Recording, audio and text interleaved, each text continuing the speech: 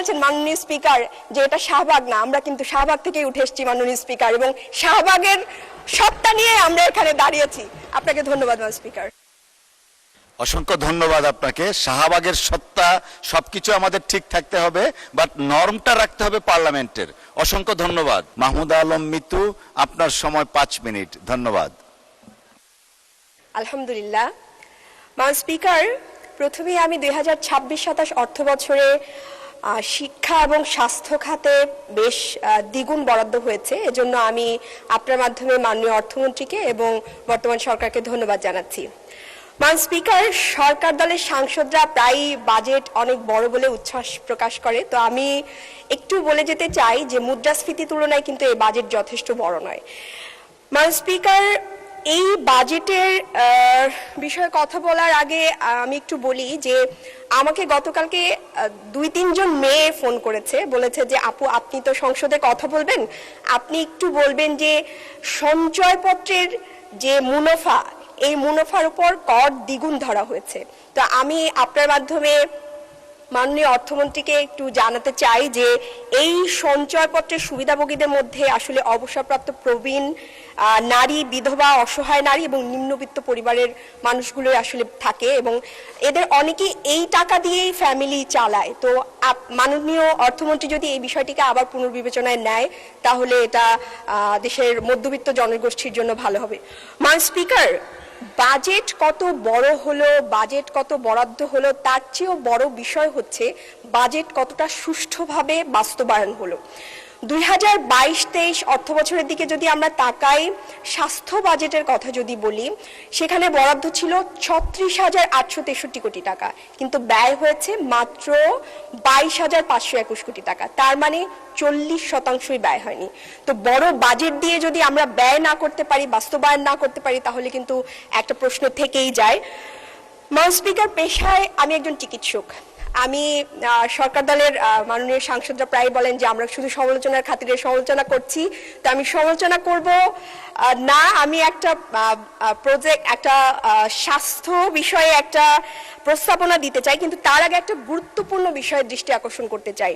মাননীয় স্পিকার, বাংলাদেশের চিকিৎসকরা সীমিত সম্পদ, অপর্যাপ্ত সরঞ্জাম, ন্যূনতম সুযোগ সুবিধার মধ্যেও প্রতিদিন রোগীদেরকে চিকিৎসা দেয়।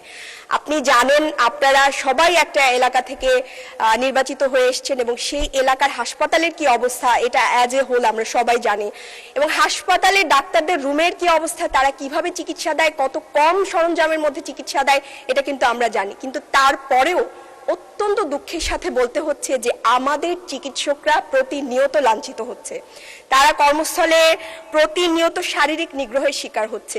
তা আমি আপনার মাধ্যমে মাননীয় স্বরাষ্ট্র মন্ত্রণালয়, স্বাস্থ্য মন্ত্রণালয় এবং আইন মন্ত্রণালয়কে একটু জানিয়ে রাখতে চাই, বা আমি অনুরোধ করতে চাই যে তারা যেন এই যে চিকিৎসক সুরক্ষা আইন, যেটা নিয়ে অনেকবার কথা চলেছে, এটার ব্যাপারে আবারও একটু এটার ব্যাপারে বাস্তব পদক্ষেপ গ্রহণ করেন। মাননীয় স্পিকার, রাজনীতিতে যুক্ত হওয়ার আগে আমি পেশাগত জীবনের পাশাপাশি ফ্রি চিকিৎসা দিতাম গর্ভবতী নারীদের। তা আমি যখন রাজনীতিতে আসি তখন তারা আমাকে প্রশ্ন করেছে, আপু আপনি তো চলে যাচ্ছেন, আমি প্রায় 30,000 গর্ভবতীদের চিকিৎসা দিয়েছি, বিনামূল্যে পরামর্শ দিয়েছি, তা আপনি তো চলে যাচ্ছেন, এখন তো আমরা এই সুবিধা থেকে বঞ্চিত হব। তখন আমি তাদেরকে কথা দিয়ে এসেছিলাম, এবং খুব বড় গলায় আমি কমেন্টও করতাম যে আমি যদি নীতি নির্ধারণী পর্যায়ে যাই বা আমি যদি সংসদে যাই, আমি এমন নীতি বাস্তবায়ন করব যেখানে বাংলাদেশের 30,000 নয় 30 লক্ষ মায়েরা নিরাপদে সন্তান প্রসব করতে পারবে। তো মাননীয় স্পিকার, অত্যন্ত দুঃখের সাথে জানাতে হয়, খুব আবেগীয় বিষয় আমাদের নারীদের জন্য, বাংলাদেশে প্রতি বছর 3.5 থেকে 4,000 নারী সন্তান প্রসব করতে গিয়ে মারা যায়। এর চেয়ে দুঃখজনক একটা দেশের জন্য কিছু হতে পারে না মাননীয় স্পিকার। মাননীয় স্পিকার, এই মারা যাওয়ার পিছনে একটা কিছু কারণ রয়েছে, তার মধ্যে দেখা যায় যে WHO যে নিয়ম, সে অনুযায়ী একজন নারীকে 8 বার অ্যান্টিনেটাল চেক আপ করার কথা, বাংলাদেশে মাত্র 5% নারী 8 বার চেক আপ নেয়, এবং 4 বার হলেও আমরা স্ট্যান্ডার্ড বলি বা ধরে নেই যে ওকে, সে 58% নারী এই 4 বারও নেয় না। এতে কি হয়? দুর্বল মানব সম্পদ তৈরি হয়। এই যে হামে এতগুলো শিশু মারা গেল, এদের সাথে কিন্তু এই যে গর্ভ অবস্থায় একটা অপুষ্টির একটা সম্পর্ক মাননীয় স্পিকার থেকে যায়। তো আমি আপনার মাধ্যমে আমি বরাবরই বলেছিলাম যে আমি এমন স্বাস্থ্যনীতি চাই যেই স্বাস্থ্যনীতিতে একজন মা যখন প্রসব বেদনায় কাঁদবে, রাষ্ট্র তার হাত ধরবে, এবং পার্শ্ববর্তী দেশ শ্রীলঙ্কা এই কাজটা করে। শ্রীলঙ্কা মাতৃমৃত্যুর হারকে ঈর্ষণীয় পর্যায়ে কমিয়ে এনেছে। সেই শ্রীলঙ্কার কাছাকাছি আমি একটা মাননীয় সদস্য, আপনার সময় শেষ, আমি আপনাকে আরো 3 মিনিট বাড়িয়ে দিলাম। স্পিকার, এই মহিলা সাংসদ হিসেবে সংরক্ষিত আমরা কিন্তু এখানকার সবচেয়ে আদরের। 3 মিনিটের জায়গায় আমি চাইলে আরেক মিনিট আপনি আপনার পক্ষ থেকে দিতে পারেন মান স্পিকার।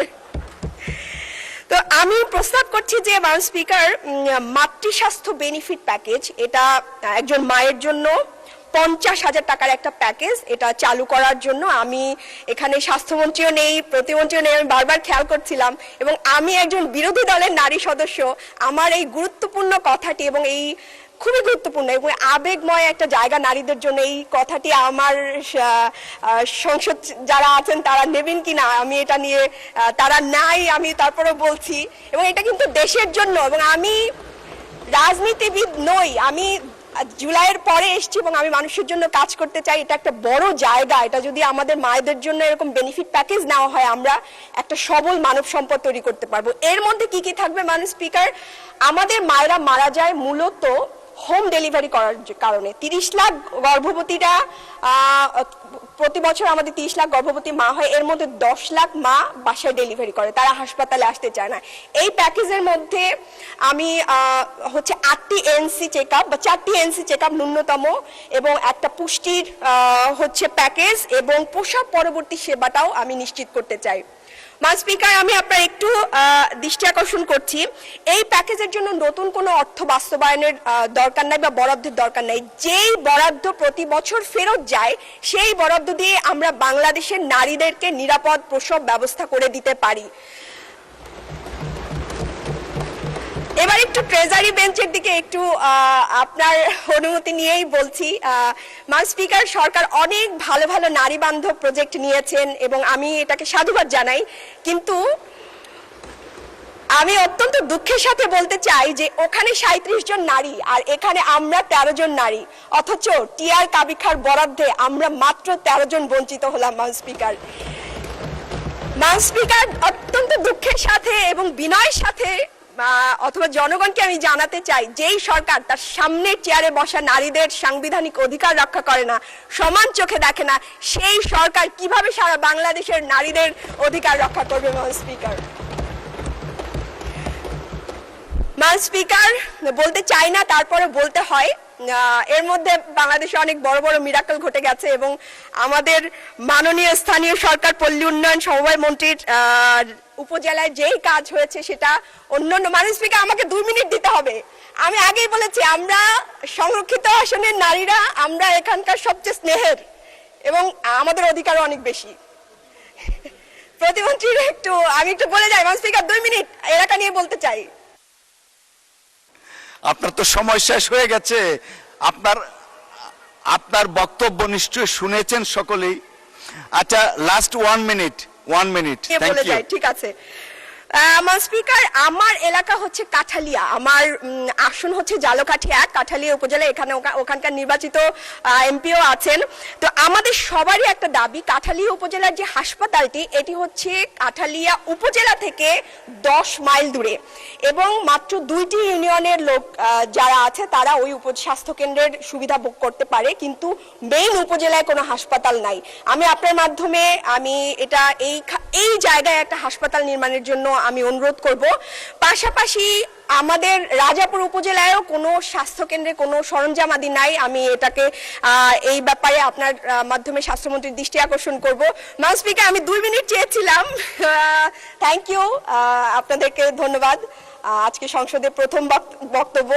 আর আপনি একটা কথা বলেছেন মাননীয় স্পিকার, যে এটা শাহবাগ না, আমরা কিন্তু শাহবাগ থেকেই উঠে এসেছি মাননীয় স্পিকার, এবং শাহবাগের সত্তা নিয়ে আমরা এখানে দাঁড়িয়েছি।